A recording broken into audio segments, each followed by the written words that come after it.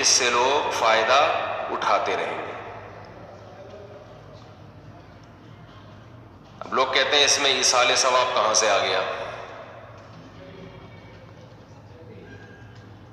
اس سے بھی واضح ایک اور حدیث ہے جس میں آتا ہے ایک صحابی نے نبی سے عرض کیا یا رسول اللہ، ایک صحابیہ نے عرض کیا میری والدہ کا انتقال ہو گیا ہے، افاتصدق عنہا، کیا میں والدہ کی طرف سے صدقہ کر سکتی ہوں؟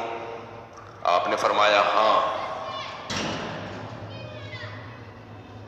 تو صدقہ اس کا ثواب کہاں کس کو پہنچ رہا ہے؟ اولاد صدقہ کر رہی ہے، اولاد دعا مانگ رہی ہے، ثواب کس کو مل رہا ہے؟ والدین کو مل رہا ہے. تو اسی سے فقہا نے استدلال کیا کہ صدقہ چونکہ ایک نیکی ہے تو کوئی بھی نیکی کر کے مرحوم والدین کو پہنچائی جا سکتی ہے. اس کے لیے حدیث کے حوالے کی ریفرنس کی الگ سے ضرورت نہیں ہے، یہی ریفرنس کیا ہے؟ کافی ہے. اب لوگ کیا کرتے ہیں مسجد میں دریاں بچھا دیں، اس کا ثواب کس کو ملے گا؟ والدین کو. تو بعض لوگوں کو اشکال ہے کہ یہ دریاں بچھانا کہاں سے حدیث سے ثابت ہے؟ بھئی جب صدقہ کہہ دیا تو نیکی آ گئی نا، اس میں ہر نیکی آ گئی اس کے اندر. اس میں قرآن کی تلاوت کرنا بھی آ گیا، اس میں کسی غریب کو کھانا کھلانا بھی آ گیا، اس میں یتیم خانے میں پیسے جمع کرانا بھی آ گیا، اس میں یتیم خانہ بنانا بھی آ گیا، اس میں کسی مدرسے کے ساتھ تعاون کرنا بھی آ گیا، اس میں 2 رکعت نفل نماز پڑھنا بھی آ گیا. کیونکہ اگر آپ کہتے ہو کہ یہ سب کچھ نہیں ہے، حدیث دکھاؤ تو حدیث میں تو کنواں کھودنے کا تذکرہ ہے، پھر کنویں کے علاوہ تو کوئی ثواب پہنچے گا ہی نہیں.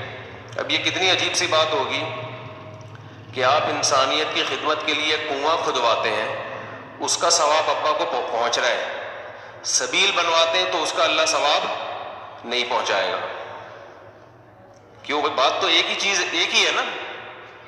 اور جب کوئی مفتی کہتے نہیں اگر آپ نے سبیل بنوا دی کسی سفر میں کہیں راستے میں کولر پانی کا رکھ دیا تاکہ اس کا ثواب ابا اماں کو پہنچے، اگلا کہتے ہیں حدیث دکھاؤ، کولر کا کہاں تذکرہ ملتا ہے حدیث میں؟ تو یہ سینس لیس ہونے کی علامت ہوگی کہ نہیں ہوگی؟ تو آج کے جو نئے نئے مجتہدین مارکیٹ میں یوٹیوب پہ آ رہے ہیں نا، ان کا جو سوچنے کا اسٹائل ہے نا وہ بہت محدود اور فقہی بصیرت سے بالکل خالی. وہ ریفرنسز پہ چل رہے ہوتے ہیں کہ دیکھو حدیث میں آتا ہے صدقہ کرنے کا ثواب پہنچتا ہے تو ریفرنس ہم نے حدیث کا دے دیا صدقے کا. قرآن پڑھنے کا ثواب دکھاؤ کہاں ثابت ہے بھائی؟ تلاوت کا ثواب ماں باپ کو ملتا ہے، یہ کہاں ثابت ہے؟ تو بھائی صدقہ نیکی ہے. حدیث کا مقصد یہ ہے کہ جب کوئی شخص مر جاتا ہے تو اس کے اپنے عمل کا دروازہ بند ہو گیا، بعد والا اس کے لیے کوئی عمل کرتا ہے تو وہ دروازہ اللہ کبھی بھی بند نہیں کرتے. یہ اللہ کی رحمت ہے. البتہ یہ جو حدیث میں 3 کا عدد ہے نا، یہ 3 سمجھانے کے لیے، 3 نہیں، وہ 6 بھی ہو سکتے ہیں، 3000 بھی ہو سکتی ہیں وہ چیزیں.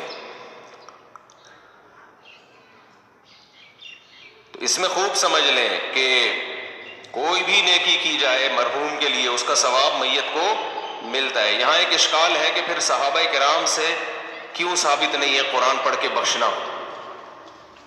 بھئی صحابہ تو نیکی پہ ہم سے زیادہ حریص تھے نا، صحابہ سے ثابت کیوں نہیں ہے؟ تو صحابہ سے اس لیے ثابت نہیں ہے کہ یہ عمل اجتماعی طور پہ ناجائز ہے، کیونکہ کوئی بھی نفلی کام اس میں